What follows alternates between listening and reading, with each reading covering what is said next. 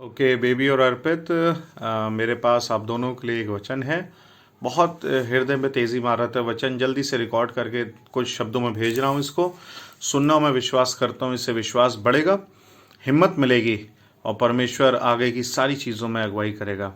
लूका रचित सुसमाचार उसका 22वां अध्याय, उसका 31वां और 32वां पद इस प्रकार से कहता है, हे शमौन, देख शैतान ने तुम लोगों को गेहूं के समान फटकने के लिए मुझसे मांग लिया है, परंतु मैंने प्रार्थना की कि तेरा विश्वास जाता ना रहे, ताकि जब तू फिरे तो अपने भाइयों को स्थिर करना।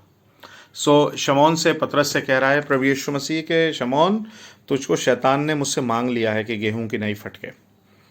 तुम्हें भी मांगा गया है फटकने के लिए, अर्पित और बेबी दोनों को मांगा गया है फटकने के लिए। लेकिन हमेशा इस बात का ध्यान रखना, जब जब फटके जाओगे तब तब भूसा अलग होगा और गेहूं का निरा दाना अलग होगा। यह प्योरिफिकेशन का समय है, यह समय खुदावंत के और बड़े काम को देखने का समय है। और उसके साथ साथ ये किसी प्रभु के दास ने वायदा नहीं करा, लेखक लूका ने वायदा नहीं करा, या कोई और परमेश्वर का जन वायदा नहीं कर रहा है, ये स्वयं प्रभु यीशु मसीह वायदा कर रहे हैं। एंड जीसस इज सेइंग कि मैं तुम्हारे लिए प्रार्थना कर रहा हूं कि तेरा विश्वास जाता ना रहे, ताकि जब तू फिरे, जब तू वापस आए, जब तू इन सब परिस्थितियों से ठीक हो जाए, तेरा फटकना बंद हो जाए, तू अपने और भाइयों को स्थिर कर सके। खुदावंत के लोगों की ज़िंदगी में कई बार समस्याएं, प्रॉब्लम्स, बीमारियां इसलिए आती हैं ताकि हम उस दर्द को समझ सकें कि भविष्य में अगर हमारा कोई भाई, हमारा कोई बहन, हमारा कोई अजीज़, चर्च या कोई मेंबर या फिर और कोई भी हमारे नियर एंड डियर वन अगर उस सेम प्रॉब्लम से होके गुजरें, तो हम उसी दर्द और वेदना के साथ प्रार्थना कर सकें। मैं विश्वास करता हूँ कलाम के मुताबिक ये है कि तुम्हें शैतान ने भले ही मांगा ज़रूर है, लेकिन फटकने का एक छोटा सा टाइम पीरियड होता है। बचपन में अगर साइंस का वाली बात याद आ रही है, एक प्रोसेस होता है जिससे विनोइंग कहते हैं। दाने को हवा के ज़रिए उसमें से भूसा अलग किया जाता है।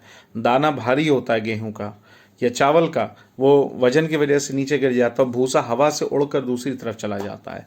जब जब फटके जाते हैं हम लोग, तब तब निरा दाना अलग होता है, भूसा अलग होता है। ये फटकाई वाला समय है, और यह समय एक टाइम फ्रेम है, इसका थोड़ा सा समय है। इस समय से जब तुम लोग निकल कर बाहर आओगे तो बहुत ग्लोरियस निकल कर आओगे, मैं विश्वास करता हूँ। और स्वयं प्रभु यीशु मसीह तुम्हारे लिए स्वर्ग में इस समय पिता से विनती कर रहे हैं। स्वयं प्रभु यीशु मसीह कह रहे हैं कि मैं चाहता हूँ, मैं प्रार्थना कर रहा हूँ तेरा विश्वास जाता ना रहे, और तुम्हारा विश्वास कहीं नहीं जाएगा। वरन मैं विश्वास करता हूँ तुम विश्वास में पुख्ता होके, सामर्थी होके, बलवंत होके निकलोगे, और जब निकलोगे तो तुम बहुत से लोगों को और दृढ़ कर पाओगे। प्रभु यीशु मसीह का हाथ तुम्हारे साथ है, परिवार की, विश्वासियों की प्रार्थनाएं तुम्हारे साथ हैं, और हम सब इंतज़ार कर रहे हैं आगे आने वाले दिनों में गवाही सुनने की। उस बात को हमेशा याद रखना कि जिस सामर्थ्य ने, जिस परमेश्वर की सामर्थ्य ने मुर्दों में से प्रभु यीशु मसीह को जिलाया, वही तुम लोग को जिलाकर वापस लाएगा और एक गवाही को हमारे बीच में रखेगा। इस बीच में अलौकिक तरीके से स्वर्गदूतों की विजिटेशन, परमेश्वर के द्वारा सपनों और दर्शनों के द्वारा बातचीत, और किसी भी तरीके की अलौकिक घटना अस्पताल में हो सकती है।